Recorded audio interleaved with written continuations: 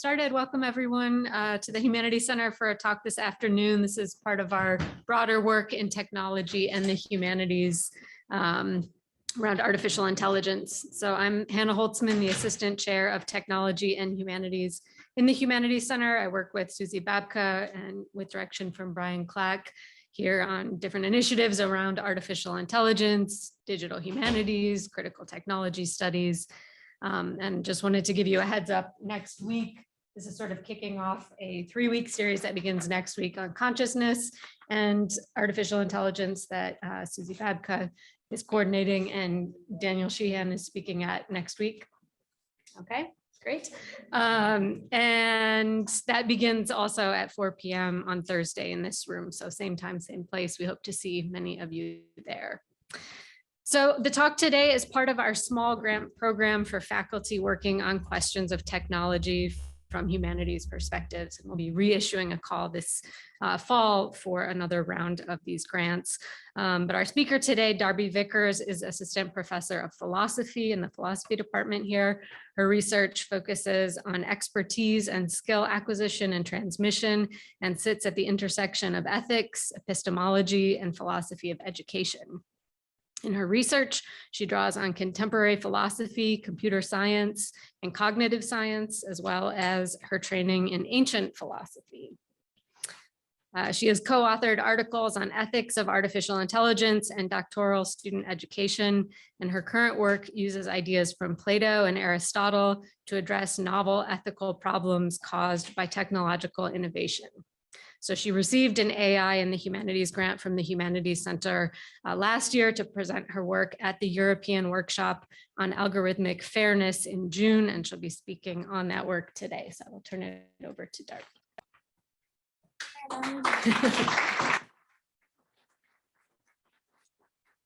Hey everyone, thank you so much for coming. It was really great to get this grant and to be able to go to Zurich and speak at the European Workshop for Algorithmic Fairness. I highly recommend it. Sounds like they're going to do it again in the future. So if you're interested and you have research to present on artificial intelligence, it's a super cool meeting of the minds. And I was really grateful to be able to do that. I presented this paper, which I have sort of expanded in conversation with some of the people at the workshop. Can algorithms be decent developing value frameworks for artificial intelligence? And I'm going to talk a little bit about that today. So as a sketch of what's going to go on in this talk, as we all know, algorithms can produce biased results, which increases the interest right now in algorithmic fairness and ways of trying to figure out how to monitor these problems with bias to come up with modes of creating fairness in algorithmic decision making, which is becoming ubiquitous. Most models of fairness either compare outcomes with mathematical rules for fairness, and this was a lot of what was developed at the workshop, was different mathematicians and computer scientists trying to come up with possible mathematical models that they could sort of evaluate outcomes of particular algorithms. Or they try to determine whether outcomes conform to some sort of other kind of prescriptive rule. And what I've realized in looking at a lot of this work is that we need something beyond mere fairness, because there are some cases where a fair application of rules constitutes an injustice. And I'm going to talk about this work from Aristotle, where he talks about something called decency, which is a way of getting around these problems. And these cases require decency, which is the virtue involved in making decisions about how to bend rules or quantitative notions of fairness to account for these kinds of cases, which can't sort of fall under the traditional rules that we might use for quantitative ideas of justice or fairness. And then the question that I wanted to ask in this talk is, can AI be trained to recognize these cases? And I'm going to provide 3 different speculative proposals, which will become increasingly speculative as we go on, about how this might be possible to try to account for something like decency in the case of an algorithm. So this talk is going to draw from both Aristotle and machine learning. And so I'm going to build up from basics on both sides, since I'm not sure who's coming into this audience from which places. I'm going to oversimplify stuff. I apologize for that. So feel free to ask me about anything that I oversimplify in the Q&A session. So the roadmap of what I'm going to do is I'm going to talk about the limits of algorithms. This will be super, super basic for those of you who don't know much about algorithmic bias. And then I'll move on to fairness and decency and sort of explore what Aristotle says about these concepts. And then I'll talk about training AI for virtue and what kind of possibilities there are. So the basics of using artificial intelligence to make decisions is decisions are being used in artificial intelligence in terms of risk assessment for things like mortgages and types of insurance, as well as in hiring decisions and a number of other things. And the idea behind this was that algorithms can, because they're more objective than humans, reduce harm in these cases. And the idea was to take decision-making out of the hands of biased humans and replace human judgment with more objective mathematical standards.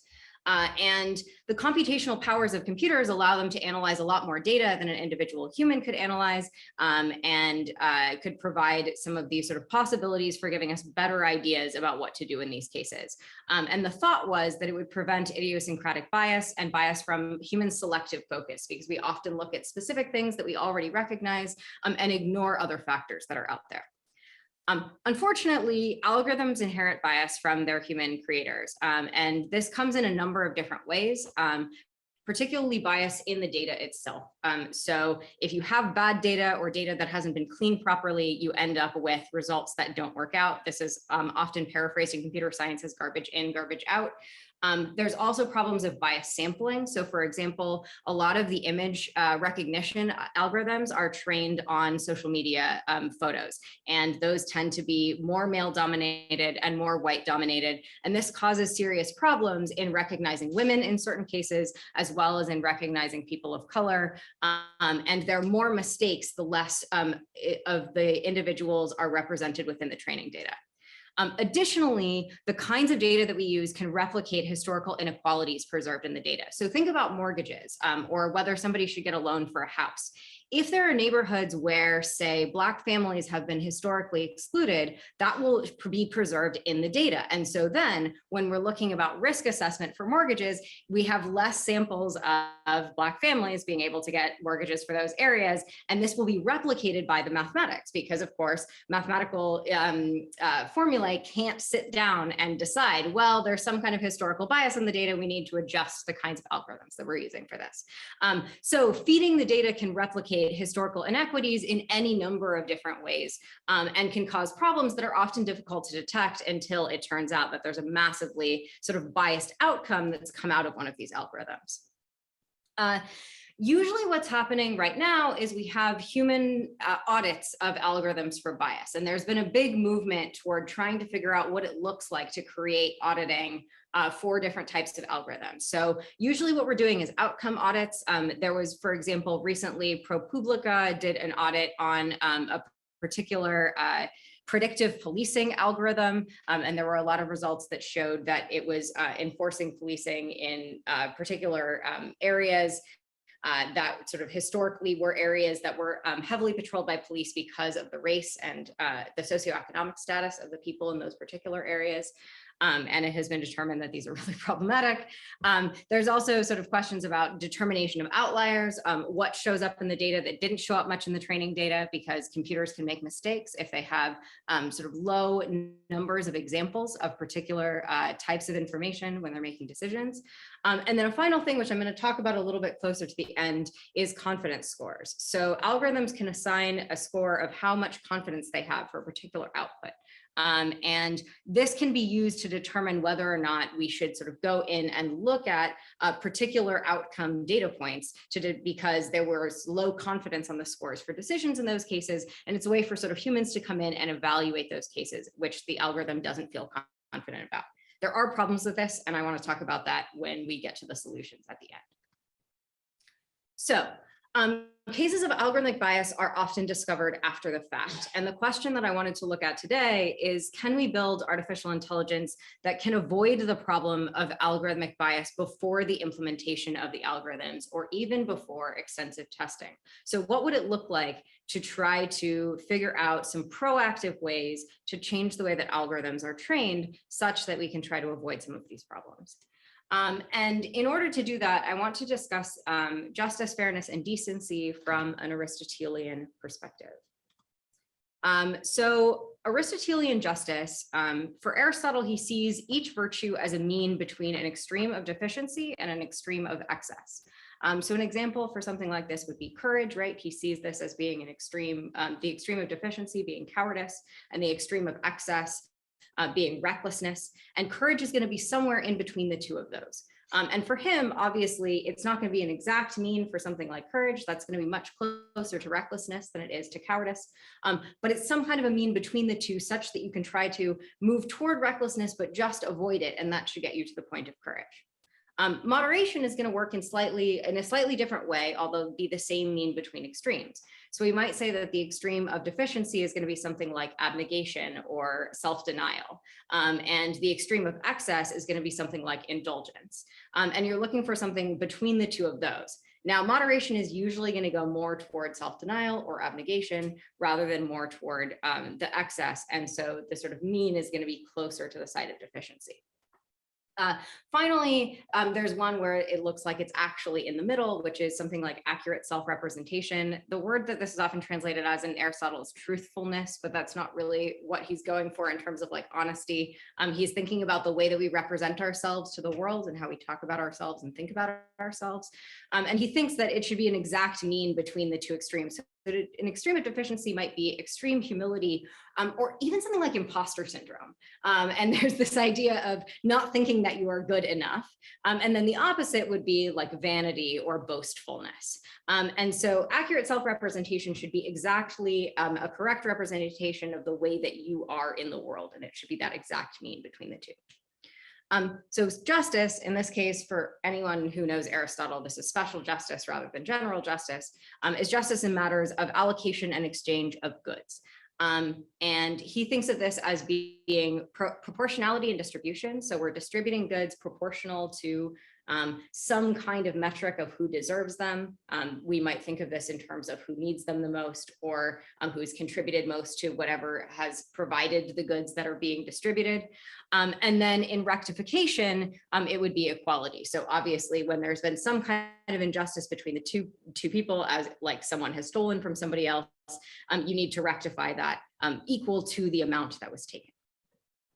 So the question might be, for anybody who studies justice, there are many contemporary definitions of justice, including people like Rawls. I know there's a Rawlsian in the audience. So why use Aristotle instead of using one of the more sort of recent examples? Part of the reason that I picked an Aristotelian conception of justice is that it's compatible with a lot of the mathematical approaches that are frequently employed to audit algorithms. Aristotle has a very mathematical notion of justice, if you look at book 5 of the Nicomachean Ethics. And a lot of the sort of notions of justice that we're seeing computer scientists use when they try to design these algorithms or when they try to audit these algorithms is along the same lines of a mathematical approach, although obviously much more sophisticated than what Aristotle had to work with. Aristotelian ideas of habituating the virtues are also strikingly similar to accounts of moral learning in humans. So one thought is using somebody like Aristotle as a rubric for trying to figure out how we're going to teach artificial intelligence is it's helpful because Aristotle's accounts model how we actually learn things. And so you can see some of this, and I'm happy to talk about this in the Q&A, that there's a sort of real Aristotelian idea about the way that we learn sort of the calibration of morals, and what I'm going to talk about in terms of habituation in a couple of slides in the evolution of moral learning and how humans became human. Kim Steralny talks about this in The Evolved Apprentice. He incorrectly attributes the model to Hume, but it's actually an Aristotelian model. And then there's a somewhat similar idea in moral foundations theory about the way that people calibrate their moral taste buds about today's learning, although this I'm also happy to talk about because it's a more complicated relationship than I'm painting here. So then I want to look at this potential modification of justice, because as I said earlier on, there are lots of cases where justice exactly as some kind of proportionality or fairness is not going to match up with the standards that we have, because we as humans believe in mercy and all sorts of other things that allow us to adjust those standards when we feel it's appropriate. So one of the questions that Aristotle asks is, what is the difference between justice and what he calls decency? And which of these two is going to be better? So I actually want to look at the Aristotle directly for a second, and then I'll talk about what this means and give some examples, because he doesn't really give us many examples in book 5. He says that there's this puzzle that arises about whether decency or justice is better and how they're different. And he says, the puzzle arises because the decent is just, but not the legally just, but a rectification of it. This is because all law is universal, but in some areas, no universal rule can be correct. And so where a universal rule has been made but cannot be correct, the law chooses the universal rule that is usually correct, well aware of the error being made. And the law is not less correct on this account, for the source of the error is not the law or the legislator, but the nature of the object itself, since that is what the subject matter is meant to be like. So the idea here is that there's a problem with what happens in terms of universal rule application, because there are lots of cases where we want to think that there's an exception such that no universal rule can actually govern what's going on. And I'll talk about what some of those exceptions are in a moment. And he's going to say that there's not a problem with the law. It's not like we have to change the way that we have these universal rules to account for these exceptional cases. Rather, what we should do is move around the rule and do something else. And the virtue that allows us to figure out what the appropriate thing to do in those cases is decency. So Aristotle defines decency as the virtue needed in these cases where the application of a universal rule would result in an injustice. And it's somewhat similar to contemporary ideas of equity. So I'm using this like very traditional image of equality versus equity. So there's this idea that if everybody has to look over the fence, if we're being equal, we'll give each person the same kind of adjustment so that they can see over the fence, but we're still going to end up with one person who doesn't get there. And so equity sort of changes the distribution of the way that we sort of have the benefits such that each person has the ability to see over the same fence by distributing them slightly differently. So instead of the 3 blocks going to 3 people, we give 1 block to the slightly taller person and 2 to the very shortest person. And actually, interestingly enough, looking this up in the LSJ, which is the standard Greek dictionary, equity is the first definition that you get. So the idea with decency is that the source of the error in justice may be sort of more complicated than something like equity, because it's not something that we could sort of directly mathematically apportion and just change the way such that everybody gets the same kind of outcome. Instead, you're going to have these kind of unique exceptions, because what he's saying is that it's not the rule that's wrong, but the nature of the object itself. So a couple of cases that I came up with in particular industries that already use AI are things like HR decisions. So when you're trying to decide whom to hire, you have some sort of standard set of rules about what it is that you're looking for in terms of the qualifications of a person. However, there are lots of cases, especially given COVID and the way that education has changed, that we might want to hire somebody that doesn't exactly fit the specific qualifications. And it might not be something where we could adjust it for everybody who doesn't fit those qualifications. But there's a particular person who it seems that we should adjust the rule and decide whether or not we should hire them based on slightly different standards because of whatever their personal history is, or the other qualifications that they might have that might substitute for something that we think is there. Another case might be something like historical injustices. So I've already talked about mortgages in the particular areas. There are a number of other cases in terms of historical injustices with hiring decisions. So famously, Amazon decided, this is another HR case, to implement an AI that was supposed to make the vast majority of their hiring decisions so that people only had to look at the last couple of candidates. And they trained it on a data set of people that had already been hired at Amazon. Unfortunately, they found out as they were testing the algorithm that it was biased against women. And if you had anything like a women's chess championship, or you went to Smith College, or any of these other things that signaled that you were a woman, it would downgrade you in the process of trying to decide whether or not to hire you. And the reason is because historically, they were less likely to hire women, even with the same qualifications as men. So when they used their own hiring data, they ended up preserving the historical injustice and replicating it in the algorithm. So this is something that we would need to have a sort of human try to figure out how we would adjust. And it seems like there are sort of specific cases and particular industries where there might be different kinds of prejudices that would change the kind of people that we could hire.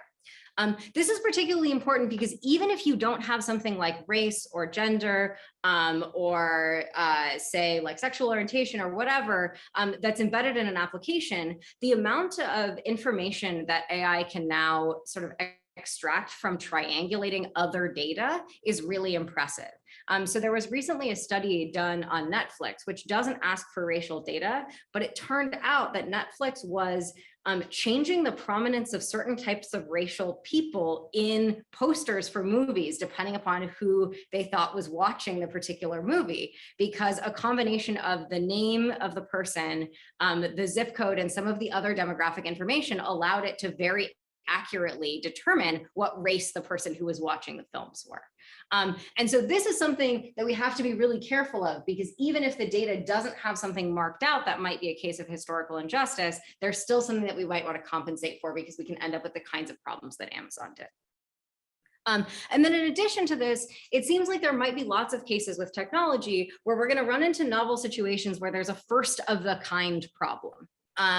And so we might think about something like insurance. In certain types of cases, we might imagine that there could be certain catastrophic failures that could happen because of technology that would make it, that would require you to say, if you have a smart home or something, everything crashes, it's totally irreparable. And there isn't really an insurance policy that directly covers something like that happening. It's not technically an act of God because it's not a natural force, but it also seems to be something where, well, it was something that we didn't quite predict, and there isn't a way to sort of get around this. So it seems like there are all sorts of potential cases where we might need something like decency just because there's a novel situation that's arisen because of technology or because of something else like climate change or any number of other things that will be first of their kind, such that there's no rule that governs how we're supposed to deal with this problem, or no sort of mathematical formula that can allow us to deal with it. So in order to sort of determine how it is that we teach people to become decent or just or any of the other Aristotelian virtues, I give you a scheme based on generosity, which is a little bit easier to understand, and then I'll talk about the application of this to decency. So Aristotle thinks in the most basic sense that people become generous by this process of habituation. So initially, children are told to share, then later on, they're praised for sharing spontaneously, and they connect the pleasure of the praise with the action of sharing. Then they learn the appropriate context to share by a combination of guided practice, adults telling them to share in certain cases, and by asking questions. Kids ask questions all the time about, wait, why am I supposed to be sharing with this person and not with this other person? And then adults can sort of explain some of the reasoning behind it. As they mature, children learn the reason why sharing is important, and then they continue to practice generosity with others and get feedback from both authority figures like parents and teachers, as well as their community. And then finally, as they sort of become full adults, they become generous and share with each other in appropriate contexts. And this is how they become the kind of person that has the virtue of generosity. With decency, it seems like this is going to be a slightly more complicated case. We're going to learn the basics of justice and injustice in sort of similar ways to learning generosity, except replacing this with the ideas of fairness. And then children will, and even adults will probe the exceptions to applications of proportionality, equality, and rules of thumb for distribution and exchange to try to learn the cases where there are exceptions. As they learn how to identify appropriate exceptions and how to handle them, they do this by asking questions, acting, and then receiving feedback, people saying, no, you did that wrong, and shaming them for it. And then also evaluating actions of good and bad models. So we see this from literature, from people around us who we want to emulate, or people around us who we don't want to emulate. And this allows us to figure out what it looks like to be decent, and then we can act decently in the world. So the question is, this is a very human model of learning. So can AI ever learn to be decent? Decency clearly is not something that's purely mathematical because it's about exceptions. And there's a question about whether it's possible to teach AI to be decent at all. And I think there are sort of three possibilities, each of which are increasingly speculative, and one of which we can sort of implement right now. So the first one is thinking about confidence scores. And this basically is a human and AI working together, because if an AI rates something as a low confidence score, then humans can go in and try to check to see if it's a case where decency might be appropriate. So this way is having machine learning algorithms assign confidence scores to their outputs. And the pros of this are that this is already possible. It can provide human auditors of indicators where the algorithm is going to have some kind of trouble making an assessment. And it prioritizes decisions for the human auditor. So a human auditor doesn't have to look at every outcome or every mortgage decision that's being made, but instead can prioritize which ones it needs to look at that are likely to be the ones that are problematic, and then go in and intervene. The cons of this, unfortunately, is that confidence doesn't directly correlate with how well decisions approximate human judgments. And this is because the way that AI is trained means that outlier cases often have high confidence because the AI has only seen a few cases of it. And they end up making problematic decisions because the outlier cases are the ones that are going to cause problems for the application of a mathematical rule in the first place. So briefly, for anyone who doesn't have the sort of machine learning background, I want to explain a little bit about how this works. So imagine that you are in a self-driving car and it is going down the road, and you want to figure out how exactly it's learning about the world. So this is the data that Tesla uses to try to drive its vehicles. So you can see that there's all sorts of labeling that will tell the car a variety of different factors that it can use to calculate what it's doing at any given point. And then objects that the car will have to interact with are labeled in a variety of ways and boxed in so the car knows exactly what the sort of places that it can deal with those different features of the world are. And this is called supervised learning, and every piece of visual data must be identified and categorized by a human programmer. And all new data must be labeled before the AI can learn from the data. So humans have to go in and take care of all of these things before. So this is an expensive way of training AI, but it's one of the few that we have right now that works for real world situations. The thing is that the more times an example circumstance occurs in the training data, the more consistently and correctly the AI is going to respond to that. So seeing a stop sign is something that happens all the time. The car knows how to respond really easily. The algorithm trains it to do that. The fewer times an example circumstance shows up in the training data, the less consistently and correctly the AI responds. So with high output scenario, high likelihood scenarios, you get a common input, which shows up a lot in the training data, and high predictability and high accuracy output. With low likelihood scenarios, you get the uncommon outputs, which don't show up much in the training data, and thus you get low predictability and low accuracy outputs. And it requires a huge amount of data to be able to generalize in these cases in the first place. And this is something that's called the long tail problem. So the idea is the higher the likelihood, which are sort of standard things that you will see going through traffic, the more likely it is to make the correct decision, and the lower the likelihood, the less likely it is to make the correct decision, or at least the more unpredictable the decision becomes.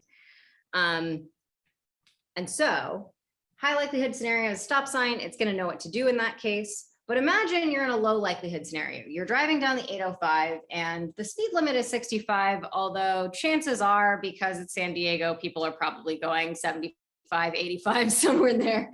And so then in an even lower likelihood scenario, imagine that there's a snowman that shows up in the middle of the road.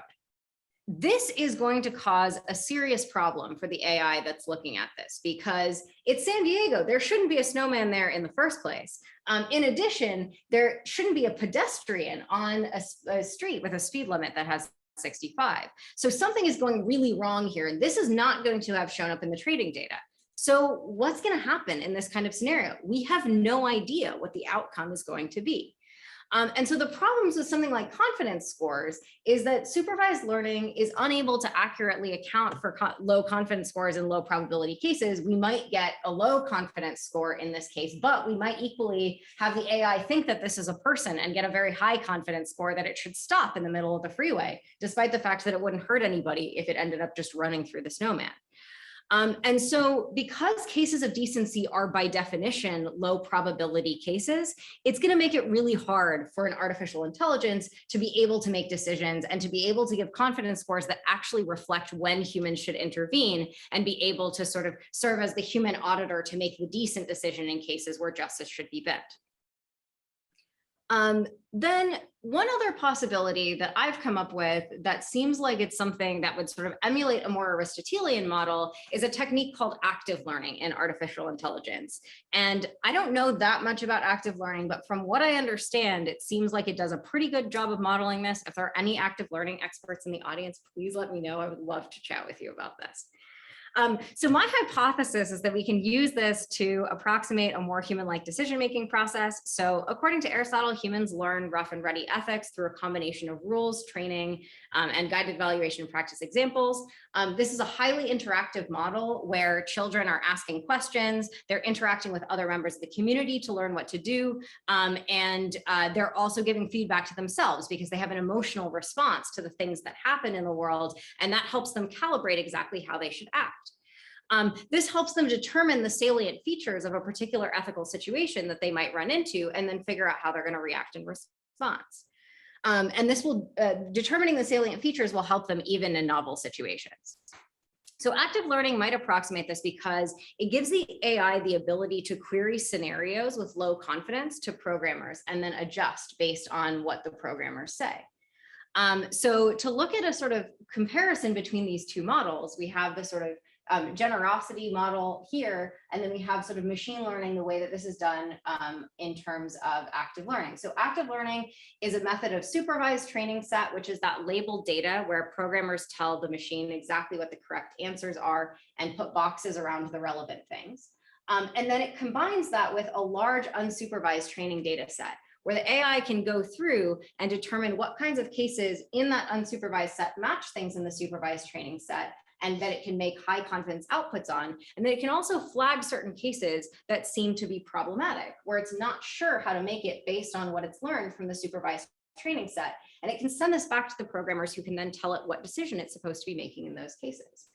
And this seems like it might be a better model for learning to adequately generalize from data, because humans can then, to a certain extent, come in and adjust the algorithm in the process of the AI being trained. And then it's going to make sort of more human-like decisions or more Aristotelian-like decisions under these specific cases. The final, and this is a wildly speculative possibility for getting around this, is you can see with active learning, you're still having the problem of it's the low confidence that the AI assigns, and those are the cases that they send back to the humans. So what if there are problems where an AI feels like it has high confidence because it's only had a couple of things within the training set, but it's still making some kind of a mistake? So a sort of potential future thing is that we might think of analog or hybrid computing for increasing error tolerance in modeling that may help generalization on a sort of more human level. So in this sort of far future scenario, I know there's been a lot of work sort of moving toward thinking about analog computing. I just want to explain the difference between these two for anyone who is unfamiliar. So generally, the way that computing works now, it's digital. Each computer can see data in individual bits, pixels, etc. So it sees it in individual units. So when an AI is determining what's in a picture, it looks at every single pixel. And it can't understand individual objects. So one of the sort of funny things about the way that artificial intelligence has been trained to learn on photos is that there was a program that was attempting to get it to be able to pick out animals in photos. And it turned out that what it was actually doing was picking out photos with a blurry background, because often when you have a picture of an animal, you're zoomed in on the animal and the rest of the things around it are blurry. And that's how it ended up learning to pick things out. Similarly, you have problems where if you turn a single pixel in certain cases in the right spot, an AI will completely misidentify the image. And there are some great examples of this where it's like a school bus that's identified as a school bus in one, and you change one pixel, it looks exactly the same to a human, but it's identified as an ostrich in the other circumstance because there's one thing and we're not sure why, but that one pixel is going to throw it off. And this, you can imagine, for something like autonomous vehicles is going to be a huge problem, right? You put a white sticker on a stop sign and suddenly it's not a stop sign anymore, it's identified as something completely different by the AI. And this is called adversarial inputs, and there's a lot of work being done on this. And the real problem with this is that it's because of low error tolerance, right? Humans are very error tolerant in the way that we see the world. If you put a sticker over something, I can still tell that it's a stop sign, even if that sticker is relatively big and obscuring things, because I know that stop signs are a particular shape and a particular color, and they have a particular word on them. And it's easy for me to recognize that even if certain parts of this are shifted. This is not true for digital computers. We use a sort of more analog system, or reality, we use a hybrid system that has sort of digital neurons and a certain amount of analog modeling that we use to learn about the world. So analog computing uses continuous models instead of having it broken up into individual bits or pixels, and it can see objects and features in a more human-like way. This also allows it to have the same kind of higher error tolerance, because we can imagine the way that something works in terms of a clock. Like, think about the fact that a lot of fancy watches don't have all the numbers around them. They just have this sort of 12 on it, or like a diamond or something. But you know, based on where the hands are, exactly what time it is. And you can tell that just like you could on a watch that had all of the numbers around it, because we have very, very high error tolerance. And the idea with analog computing is to try to do something more similar for computers as well, and allow them to use these continuous models. I don't know how this works on a technical level, and I know that people are still working on it, but my sort of far future solution thought was maybe we can try to train analog computing in a similar way to the way that we train humans to make moral decisions. So that was my 3 crazy ideas. I hope you enjoyed this talk. Thank you so much. And I'll now open it up for questions.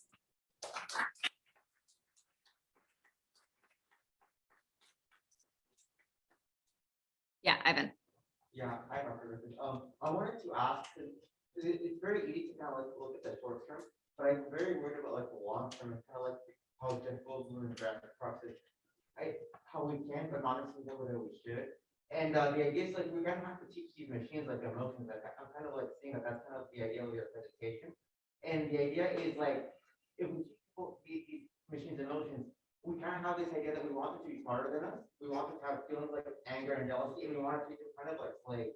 And you know how it's like in a lot of these movies, and it might seem funny, but if we kind of have that attitude, might this kind of backfire in the future, somebody like in like Wall or Dad or something like that. And it should not be more conscious or aware of that, I guess.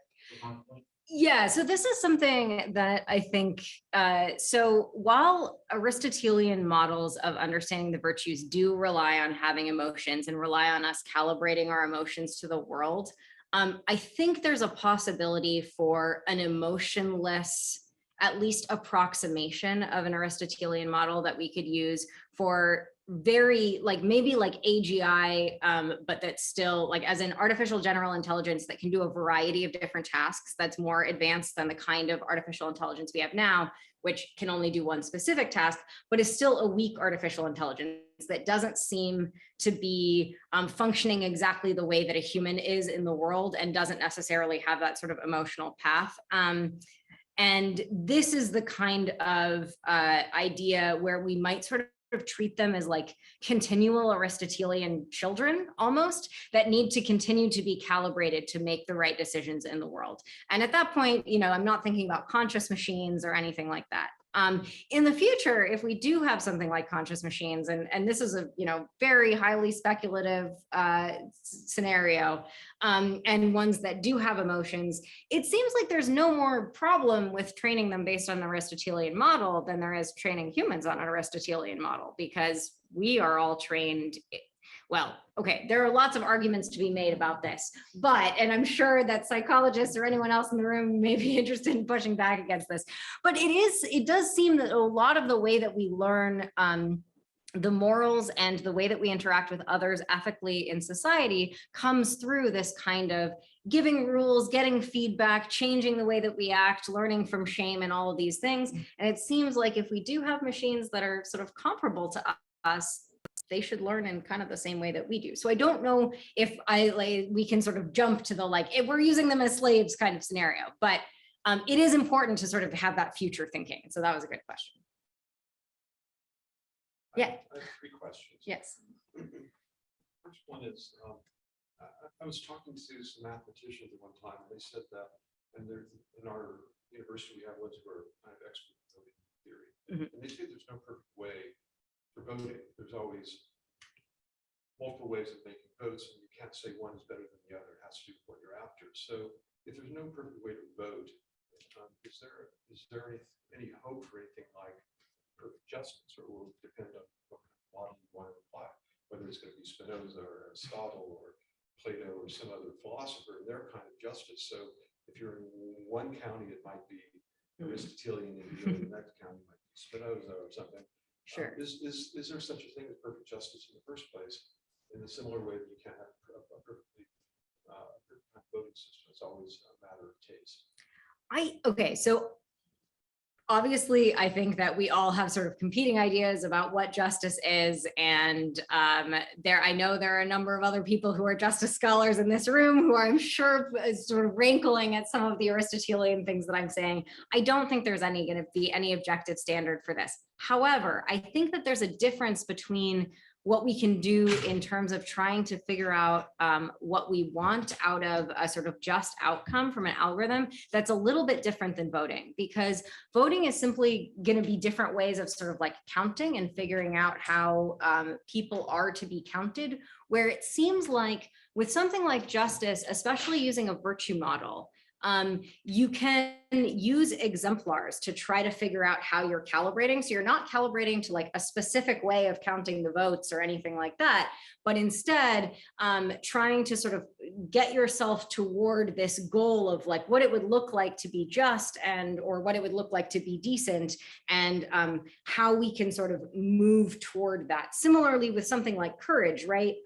Courage is going to look very different based on the person who is being courageous. If I am on the road and I see a car that's flipped over on the side of the road, I'm a very small person. I'm not going to be able to save the people in that car or flip that car back over, but I can pull over and call the paramedics and try to figure out what's happening, even if I might be in some danger of a car fire or any of these other things. And that would be a sort of potentially courageous action, although anyone who knows about Aristotle, there's sort of military applications, and I'm happy to argue with you later about this. But I had a bunch of friends in college that were powerlifters. And if they come by the same car accident, the courageous thing for them to do, because they have a sort of different actor and situation, might be to flip over the car and try to save the people in it. And so it seems like there are ways that we can sort of adjust a virtue idea of justice or decency based on the context and based on the sort of like actor and situation that we have. And this might be sort of used might be a sort of better way to adjust something than trying to figure out what like voting is in terms of just like different ways of counting how much a particular vote is worth or how we should calibrate those. Second question. Yeah. So when you have a whole bunch of data, usually there are hidden correlations that you're not aware of. Yes. And I think but won't there always be some sort of hidden correlations? And so unless you human picks through really carefully and even knows what to look for, this correlation is invisible to you, there will still be these injustices.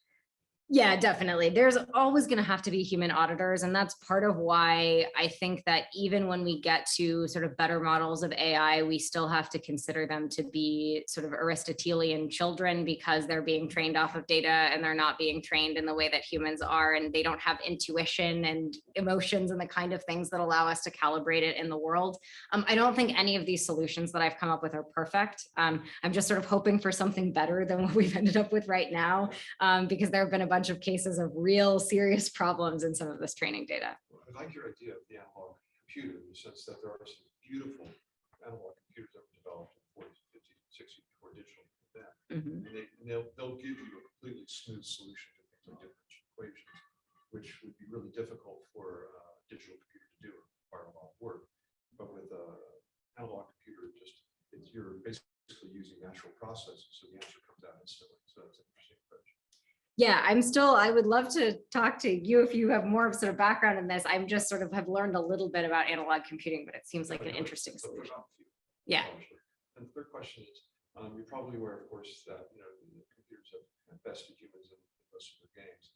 And when it comes to games like Go, which was considered unassailable a few years ago, now mastered by computers, AlphaGo, I guess it was, played itself millions of times and eventually develop strategy that human beings could even fathom, they've never seen before. Mhm. And so they're actually thinking in a different way, and probably as differently as we do for dolphins.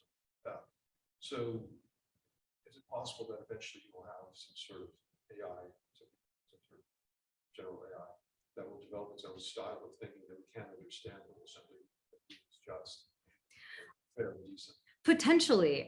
My sort of hope would be that it can come up with sort of alternative solutions that we can look at that might sort of re-stimulate human thinking about all of this. The problem with something like games, even computer games, and the way that AI is able to beat humans in a lot of computer games is that these are all rule-based worlds, and they're kind learning environments. So you get the exact feedback, and that allows you to figure out what to do the next time. But the world is a wicked learning environment. And it's also a learning environment that isn't rule governed in the way that any of those games are. And I think that the real problem, especially for digital computing, is just the inability to deal with both wicked problems and with the sort of vast array of things, of parameters that it would have to deal with in the actual world. So I think that it will be a long time before we get anything like that, but who knows, maybe unsupervised learning models are going to get us to something better. Yeah, Jenny.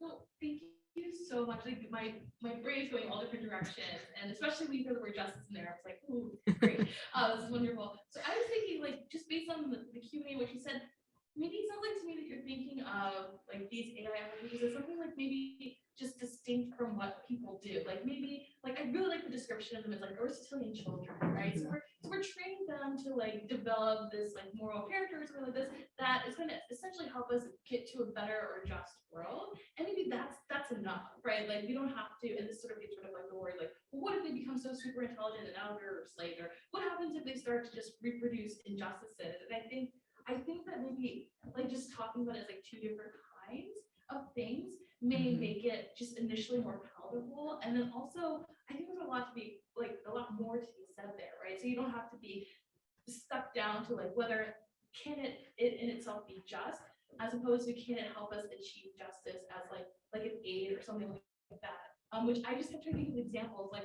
does a car wash help my car get clean? Right? Yes, right. What I want to think of it as just if it doesn't well, but like I think I don't know, the application you're worried about is like much up here. So I think it's so interesting. I think the two kinds.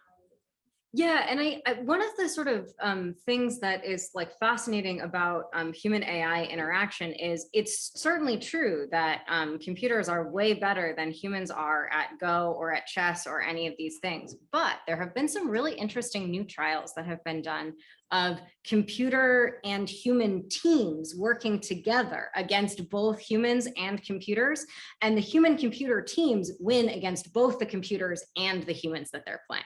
And so I think there's this real potential for sort of human AI collaboration. And maybe even if we get something where it's coming up with systems that are sort of beyond what we can understand, there's an ability, as long as we are sort of like working closely with those systems, to try to channel the combination of what humans can do and what computers can do to create a better world. So yeah, I think that sort of optimism is potentially out there, which is really cool.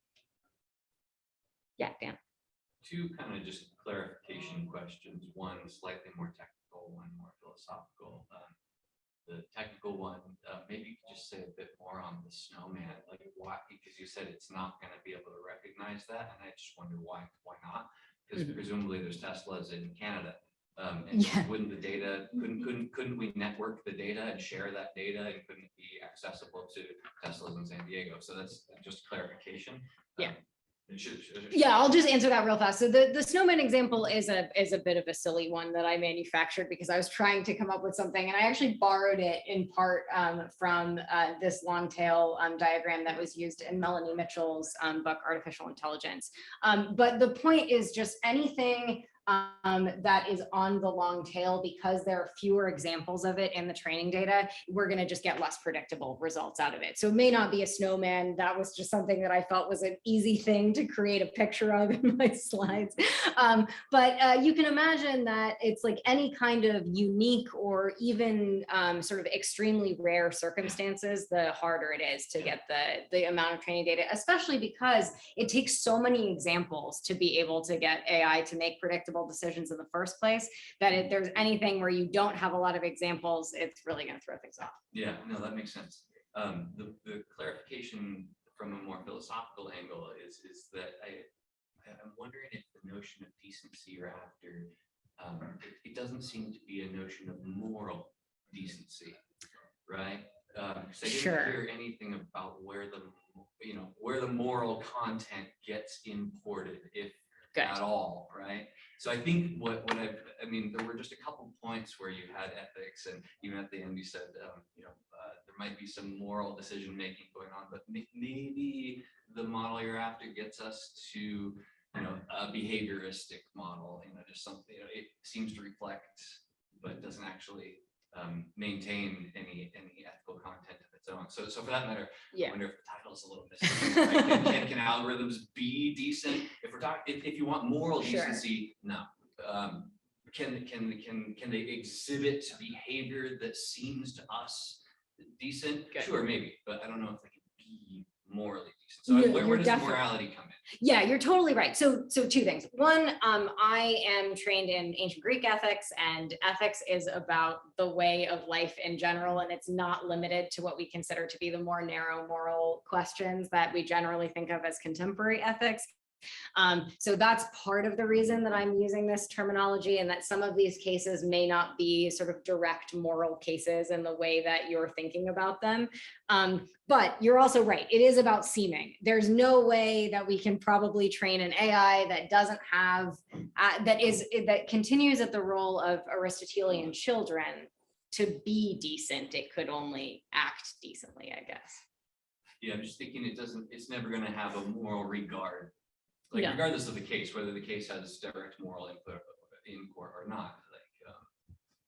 No, certainly not. Because I mean, Aristotle really does, I think, as Ivan was bringing up at the beginning, Aristotle really does think that the virtues require emotional calibration to the world, which is why you are anger is actually to a certain extent a virtue, because you are supposed to be angry in cases of injustice, because that's supposed to help motivate you to do the right thing. But you're supposed to be the correct amount of angry such that you don't do something incredibly rash to try to stop an unjust situation. But it's also supposed to motivate you enough so that you don't stand aside and watch something bad happening.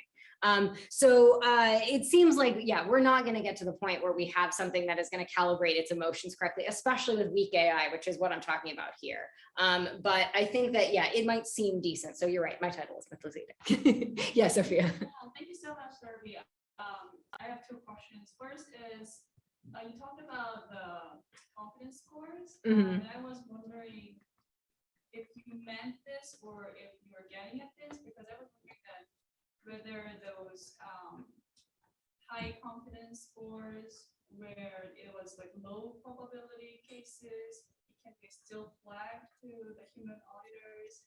Because I was understanding that it's something you were suggesting, but I wasn't really sure. Just wanted to make sure. So I'm not entirely sure how confidence scores work in all cases. I know from a bunch of the reading that I have done that there are cases where AI make huge mistakes because of low amounts of training data where they do have high confidence, but there also seem to be cases where they make problematic decisions that are rated as low confidence because there's very little training data. And I'd have to talk sort of more in depth to somebody that works on confidence scores to understand why it happens in some cases and not in others. It also may be something that we just don't understand because a lot of machine learning is a black box. But if we could get the confidence scores to correctly correspond to the kinds of, say, low probability events that show up infrequently in the training data, that would be a road toward doing something like I'm hoping in terms of creating decency. But that would be a sort of human AI collaboration in using the confidence scores. So hopefully that'll happen. Yeah, thank you.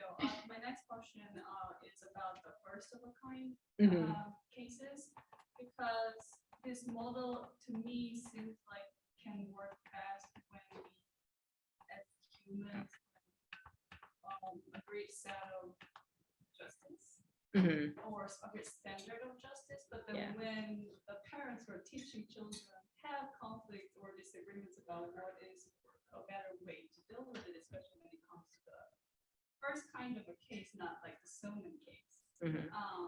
How would you think this model you're suggesting works?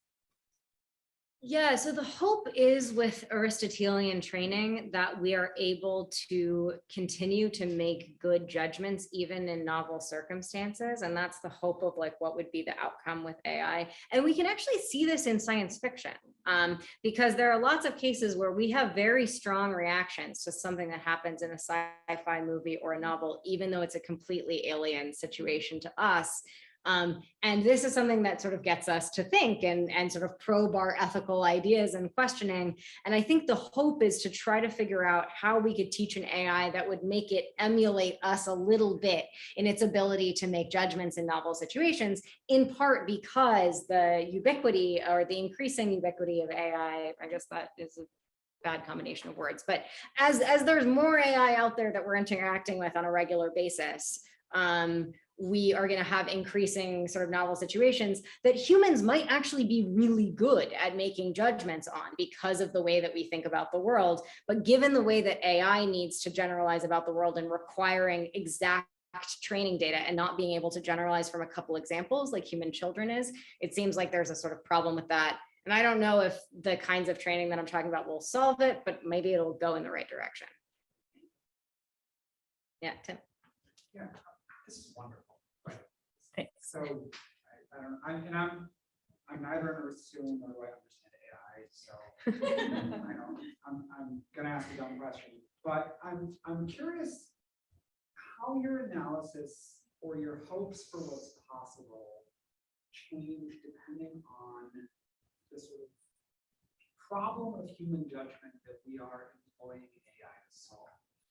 Because you started by talking about eliminating human bias, but then I feel like a lot of the applications that you were talking about were about efficiency, and then just thinking about how is the human AI interaction or the sort of role of bringing decency in different if what we're trying to do is like solve problems of human indecency, like bias, versus solving problems of just like humans are slow to make decisions. Because I was thinking of the Amazon case, right?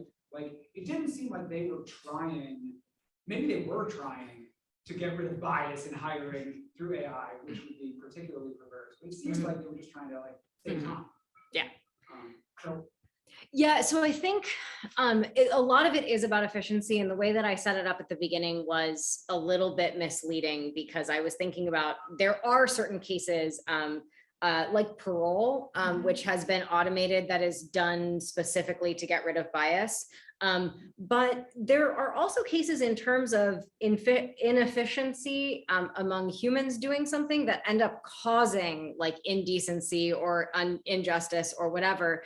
Because, for example, going back to thinking about parole cases, there are not just sort of cases of judges being racist or whatever, but there was a really interesting study done in Israel that showed that if a judge saw your case before lunch when they were deciding on it versus after lunch, they were much harsher on it before lunch because of the blood sugar being lower and all of these other things. So I think that there's like a sort of greater intersection than we might hope between sort of cases where humans have to make large volumes of decisions and how their emotions and the amount of food they've had and all of these other things will affect the way that they're making those decisions, and sort of attempting to use AI as a way of like decreasing the amount of unintentional bias that comes out of that.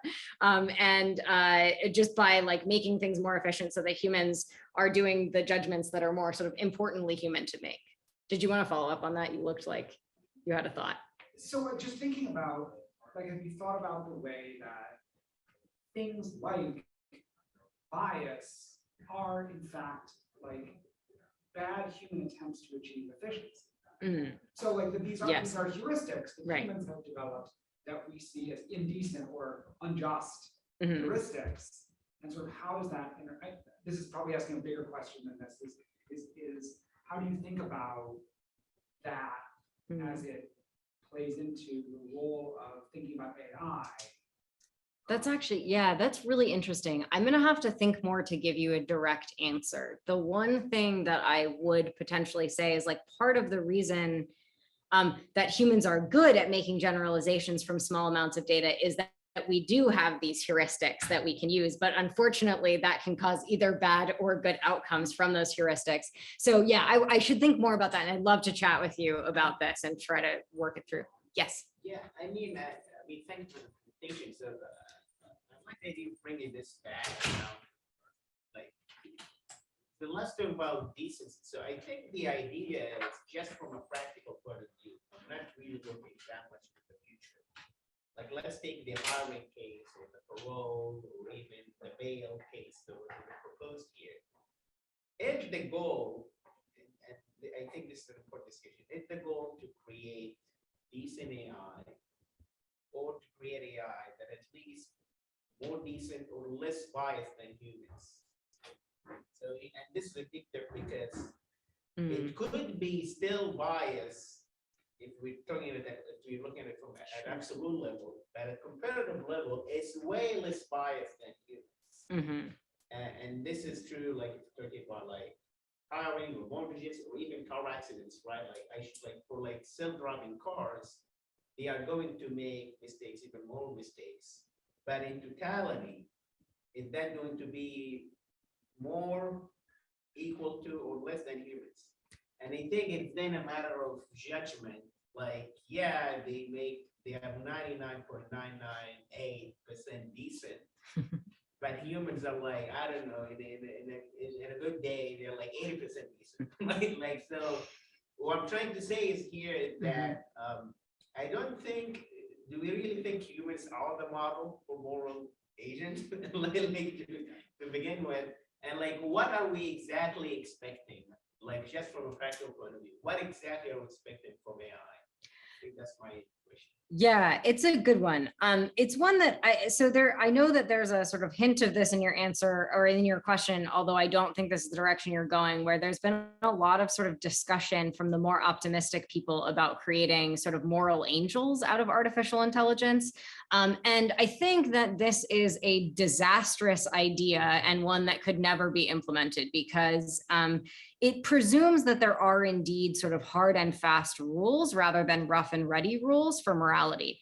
I am not a deontologist, and like I am happy to have a virtue ethics versus deontology debate with anybody who wants to do that, although not here. But I think that there's a lot of good evidence that not only do humans not make decisions based on deontological rules, and there's a lot of MRI evidence from people like Joshua Green and stuff that's looking at that, as well as a lot of sort of the evolutionary evidence from people like Tomasello and Kim Sterelny about this.